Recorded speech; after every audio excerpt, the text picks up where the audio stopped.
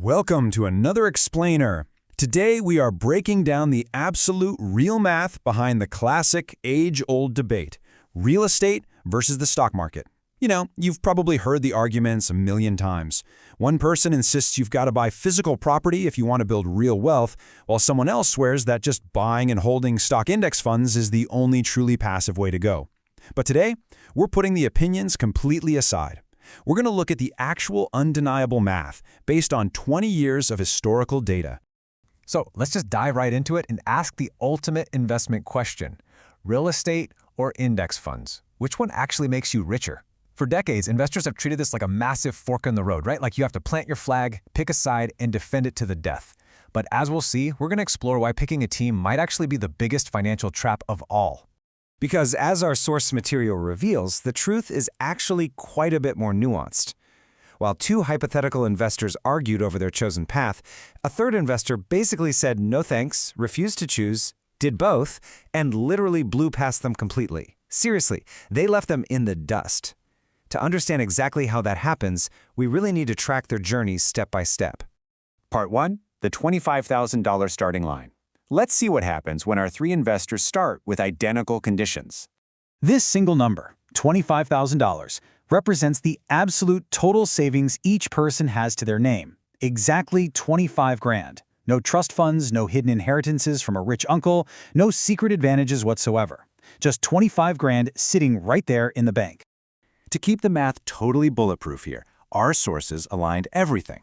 Our three investors, let's call them Jake, Marcus, and Jasmine, all earn a base salary of $55,000 a year. They're the exact same age, living in the exact same city, and starting with that exact same $25,000. With identically boring, identical lives, the only variable that's going to separate them by hundreds of thousands of dollars over 20 years is what they actually decide to do with this money. Moving on to part 2. 3 completely different paths, and one absolutely crucial decision. Okay, so Jake really wants a rental property. He knows a $250,000 place usually requires 20% down, which is $50K. But since he only has half that, he stretches himself incredibly thin. He puts down just 10% or $25,000 and accepts a monthly mortgage insurance charge because the bank definitely sees him as a higher risk. Marcus, on the other hand, well, he wants absolutely nothing to do with tenants or toilets. He takes a fully passive route, dropping his entire $25,000 into a total stock market index fund and setting up an automatic $300 monthly contribution. No leverage, no property managers, just set it and forget it. Now notice what Jake did here. He used his $25,000 to control a $250,000 property. That is leverage, folks. It's using borrowed capital, bank money, to control a massive asset. And it is the absolute biggest wealth multiplier available to an everyday investor. By completely skipping real estate, Marcus leaves this multiplier right on the table, controlling only the $25,000 he actually put in. But here's where it gets good, because neither of the guys considered Jasmine's strategy. She goes out and buys a $250,000 duplex using an FHA loan, meaning she puts just 3.5% down. That's only $8,750. She lives in one half, rents out the other for $1,400 a month, and essentially knocks her net housing costs down to a measly $400 a month. By keeping her housing costs incredibly low, Jasmine is saving roughly $800 a month compared to what she used to pay in rent. She then takes her remaining $16,250 in starting cash, plus those new monthly savings, and funnels them directly into the exact same index fund Marcus is using. It's brilliant. Jasmine isn't choosing between real estate and the stock market. Her real estate is literally paying for her stock market portfolio. One investment is just feeding the other like a giant engine. That brings us to part 3, the hidden traps and the costs beyond rent. Because, you know, both real estate and the stock market have their dark sides. Jake very quickly discovers the harsh realities of being an unpaid property manager. Sure, rent checks are great, but the average rental actually sits completely empty about 1 month a year. Then there's maintenance. The rule of thumb is 1 to 2% of the property's value will just evaporate annually on routine fixes. And then bam, capital expenditures hit, like a $7,000 furnace replacement in the dead of August. Add in the looming threat of a bad tenant who just stops paying, and Jake finds his incredibly thin margins completely wiped out by surprise expenses. Meanwhile, Marcus and Jasmine are definitely having their own struggles. Marcus has zero cash flow to steady his nerves when the market inevitably drops 30 to 40%. He has to literally white-knuckle these crashes, fighting every human urge to panic sell at the absolute bottom. Jasmine, on the other hand, well, she pays for her financial head start with a complete loss of privacy. She's sharing a living room wall with a total stranger. When a plumbing emergency happens at 11 p.m., she isn't some faraway landlord. She's the neighbor who actually has to fix it. Plus, that super low down payment FHA loan means she's stuck paying permanent mortgage insurance. Let's look at part 4, the 10-year check-in. Let's fast forward a bit to see how these completely opposite strategies are performing after a decade of real-world stress. As we march through this first decade, Marcus's compounding finally starts to accelerate. The gains on his gains are now actually bigger than his monthly contributions. Jake is building equity through hard work, though his cash-on-cash return, meaning the actual cash profit he sees compared to his initial investment, drops to the low single digits after all those pesky expenses. And Jasmine? She's managing both her real estate and her index funds, navigating the exact same property pitfalls as Jake.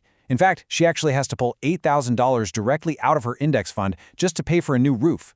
So her path is definitely far from a frictionless dream. But wow, by year 10, Jasmine is absolutely running away with it. Even with a broken roof and dealing with a bad tenant, her combined strategy pushes her total net worth to $258,000.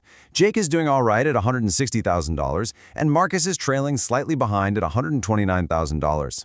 Now, Jasmine isn't a genius, and she certainly didn't start with more money. She just had 2 engines running simultaneously that entire time.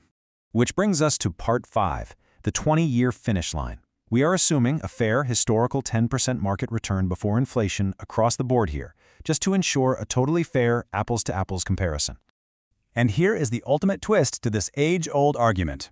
After 2 whole decades of being convinced the other guy was making a huge mistake, Jake and Marcus basically tied. Seriously, Jake finished with roughly $369,000 locked up in property equity, while Marcus finished with $411,000 in liquid stocks. But Jasmine? Oh man, Jasmine nearly doubled both of them, finishing at an absolutely astonishing $765,000. And remember, she had the exact same starting money. The real cheat code here is that Jasmine simply refused to choose a team. She didn't have a higher salary. By doing what we call house hacking, she let her duplex equity grow, while her tenant essentially subsidized her life, which allowed her to continually feed her index funds. Both of her assets compounded at the exact same time. Talk about a win-win. Part 6. Which path is right? Given these historical numbers, we really have to ask which strategy actually fits your specific life, because the answer definitely isn't that everyone should just go out and try to become Jasmine. You see, each path has its own perfect scenario. Real estate, Jake's path, wins for the person who wants to treat it like a rigorous, hands-on business and lives in a market with really strong rent-to-price ratios. Index funds win for the person who wants 100% passive growth, hates the very idea of a late-night maintenance call, and values keeping their weekends entirely free. And house hacking? Well, Jasmine's path wins if you have affordable multi-unit properties in your city and you're willing to sacrifice some privacy and freedom for maximum dual-engine growth. Ultimately, the real trap is treating investing like a fork in the road where you just have to swear loyalty to one asset class forever.